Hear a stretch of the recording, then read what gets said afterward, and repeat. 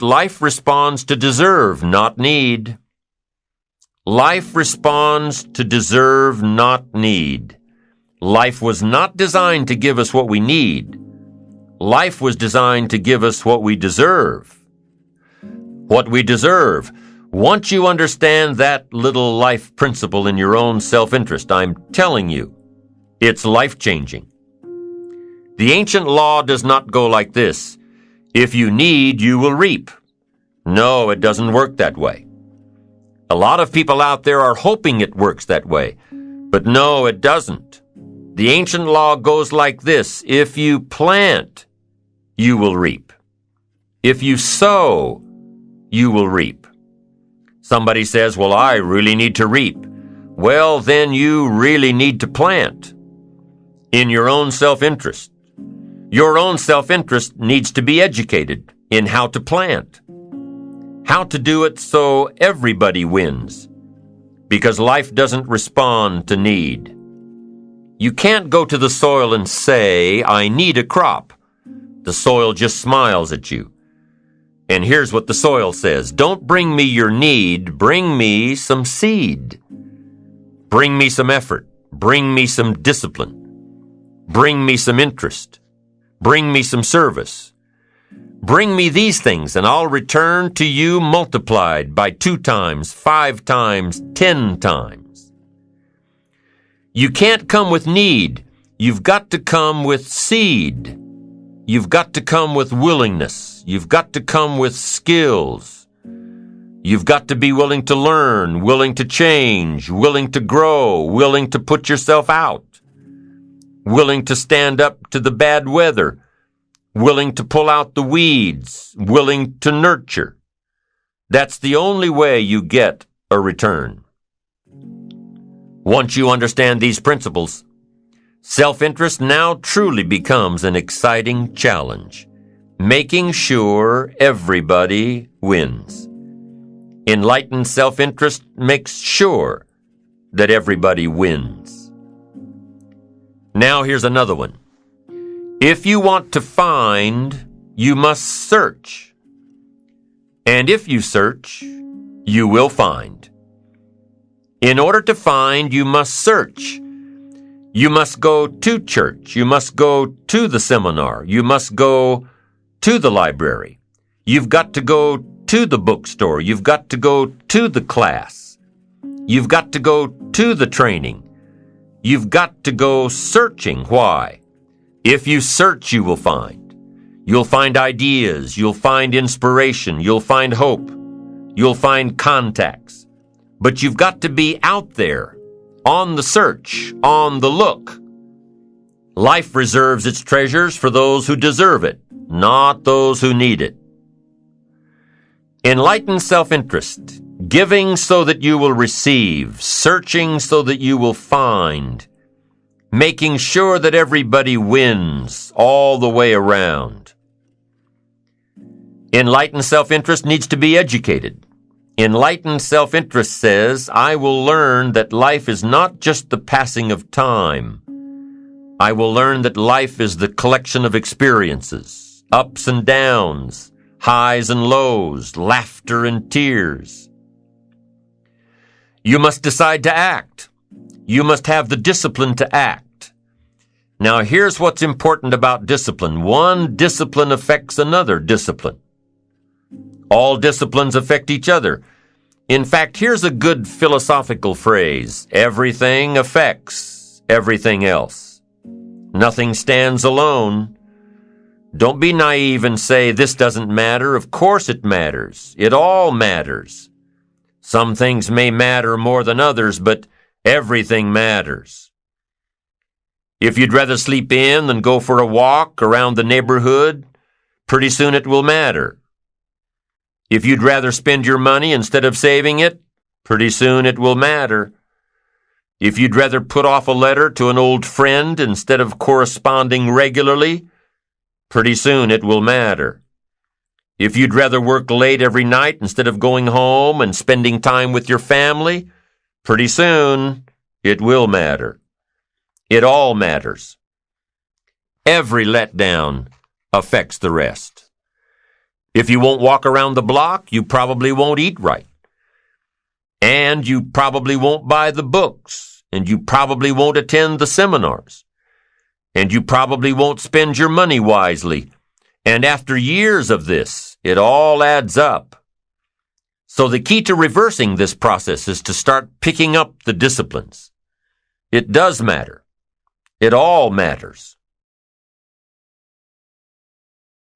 Now, here's the positive side.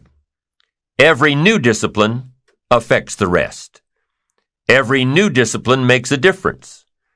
That's why action is so important. The smallest action, the least action, the action that you won't think will matter, it all matters. Take it. Because when you start accomplishing and the value starts to return, you'll find inspiration to do the next one and the next one and the next one. If you start walking around the block, it'll inspire you to start eating right. You start eating right, it'll inspire you to get a book. You get a book and it'll inspire you to get a journal. You get a journal and it'll inspire you to develop some skills. Disciplines affect each other. Lack affects the rest of your life. The key is to diminish the lack. One of our greatest temptations is to just ease up a bit, to do just a little bit less than you're capable of, to take a little break. Somebody says, "It'll just affect my sales." No, it'll affect your consciousness. It'll affect your philosophies. It'll affect your home life. It'll affect everything. No, you can't ease up a bit. That's what vacations are for. When you're at work, work. When you're on vacation, rest. Wherever you are, be there. If you think about vacation when you're at work, you'll surely think about work when you're on vacation. You'll just mess it all up. So be disciplined. Get involved. Do all that it takes to get the job done. Get your health back. Get your bank account where it's supposed to be. Get your family in order. Get disciplined, be disciplined every day. When you set up the disciplines that give your life structure, miracles can happen, multiplied. And I'm telling you, anybody who wants to make a drastic change in their income can do it.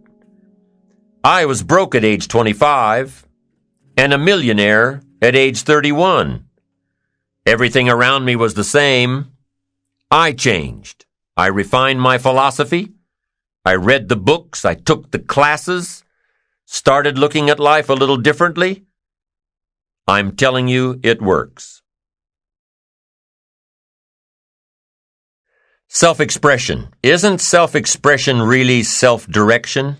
How you think, how you move, how you motivate yourself? It is. And ambition is a result of self-direction. Positive self-direction says, I know who I am and I know where I want to go.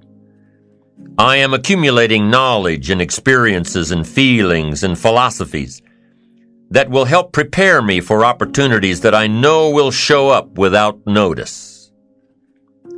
Positive self-direction. You know who you are and where you want to go.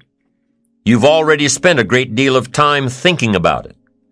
You've been working on the parts of your personality that will make you better. Working on your attitude. Working on your health. Working on your time management skills. Putting it all down on paper. And you constantly see yourself in the place that you want to be. As you talk with yourself every day, how often do you ask, is what I am doing today getting me closer to where I want to be tomorrow? Am I making the daily adjustments necessary? Am I doing all that it takes? Will I keep on doing it until? Direction determines destination. Here's a question you need to ask yourself. Are all of the disciplines that I'm currently engaged in taking me where I want to go? Are all of the disciplines I am presently engaged in taking me where I want to go? What an important question at the beginning of the month, at the beginning of the week. at the beginning of the day. Because here's what you don't want to ever do: kid yourself. You know, kid your neighbor and kid me and kid the marketplace if you want to, but gosh, you can't kid yourself. With your fingers crossed hoping you'll arrive at a good destination when you're not even headed that way. You say, well, maybe the wind will take me. Well, there's a chance. But you've got to take charge. You've got to ask yourself often, am I? Am I doing the disciplines that are taking me in the direction that I want to go? I don't want to be faked out here and think I'm on the way to financial success when there's not a prayer, not a hope. I don't want to be faked out hoping that there's someone else who's going to take care of it. Take care of me. They're not going to take care of it. They're not going to take care of me. What if all of your negative relatives turn positive? What'll that do for your fortune and your future? Not much. If prices come down a little, what'll that do for your fortune and your future and your sophistication and your culture? What'll that do? Not much. If the economy gets a little better, what'll that do? Answer, not much. If you don't make plans of your own, you'll fit into someone else's plans. And guess what they have planned for you? You're right. Not much. Most people wake up every morning counting on this not much list. And that's why what they have is not much. Not much hope, not much promise, not much progress. They're driving what they don't want to drive, living where they don't want to live, doing what they don't want to do. Forget the thief waiting in the alley to snatch your purse. What about the thief in your mind? Lazy, not stimulated by thoughts and questions. Don't become a victim of yourself. Ask yourself these questions. Is this the direction I want for my life? Is it someone else's direction? Is it a goal that I have been ingrained with since my childhood?